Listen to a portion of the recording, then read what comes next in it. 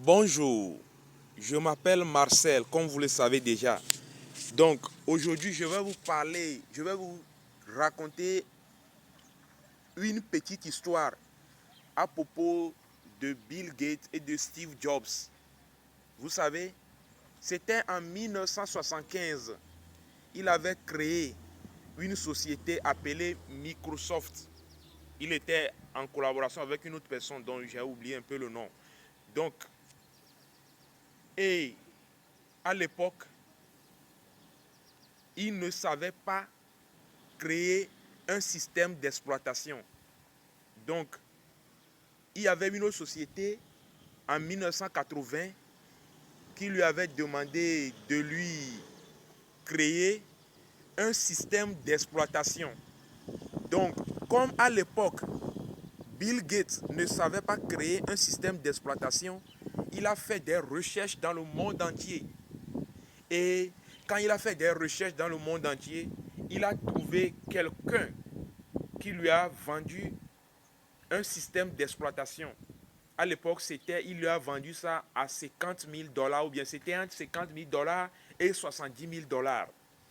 Donc, quand il lui a vendu le système d'exploitation, Bill Gates est allé voir IBM, il a maintenant fabriqué le système d'exploitation que IBM cherchait. Mais au lieu de vendre, le nom du système d'exploitation était QDOS.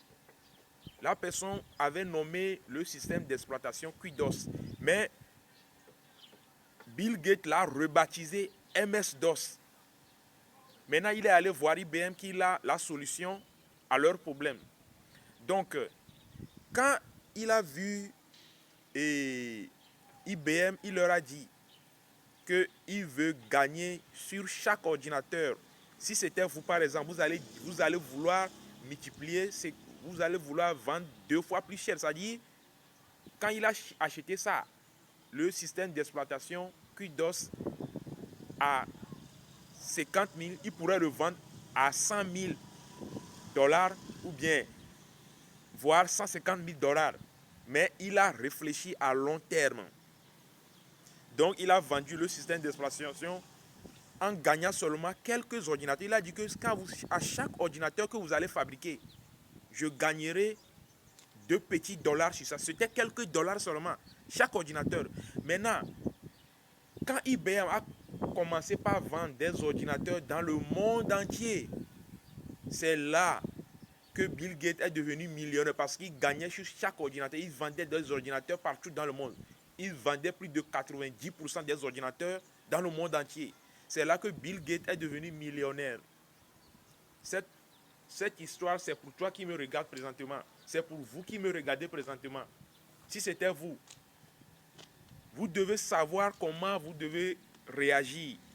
Si vous devez réagir à long terme, vous devez savoir comment réagir à long terme ou bien à court terme. Bill Gates a réagi à long terme, il a réfléchi à long terme.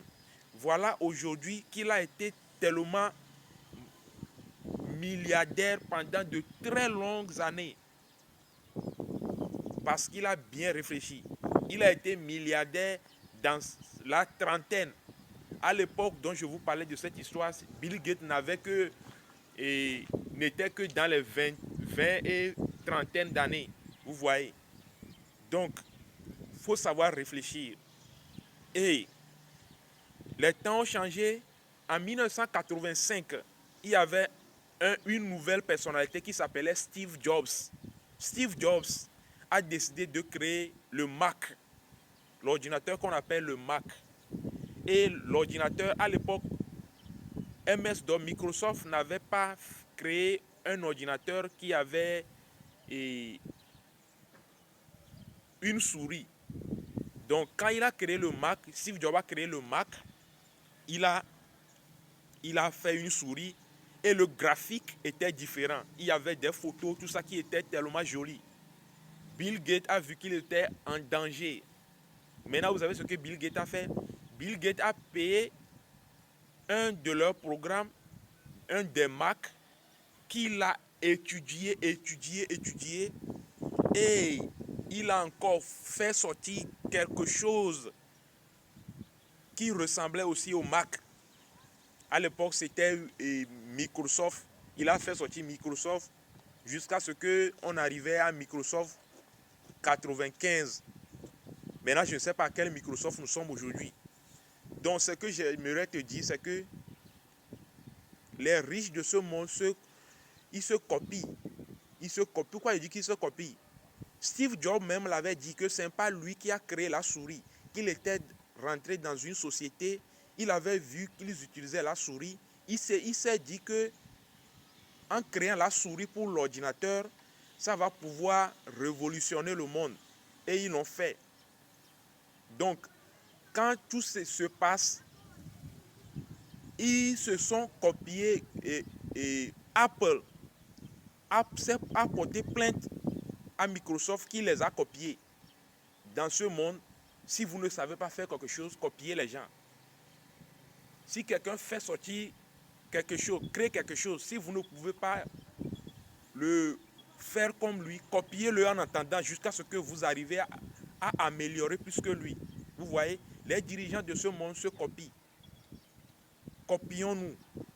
Je ne suis pas la seule personne à faire des vidéos sur YouTube. Je vous dis, si vous pouvez le faire, faites-le. Je fais ceci pour vous éduquer.